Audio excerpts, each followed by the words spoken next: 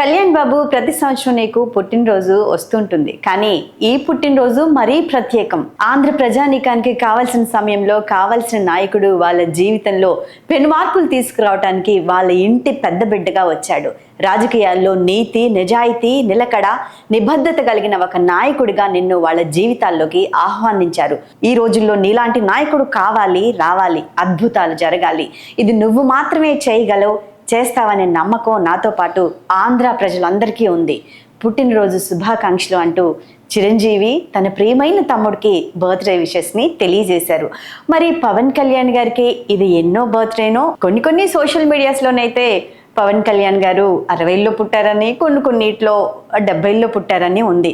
మొత్తానికి ఏదేమైనా నిండు 100 ఏళ్ళు పవన్ కళ్యాణ్ గారు పుట్టినరోజులు జరుపుకోవాలని ఆంధ్ర ప్రజానీకంతో పాటు యావత్ అభిమానులందరూ ఆశిస్తున్నారు. హ్యాపీ బర్త్డే పవన్ కళ్యాణ్ గారు.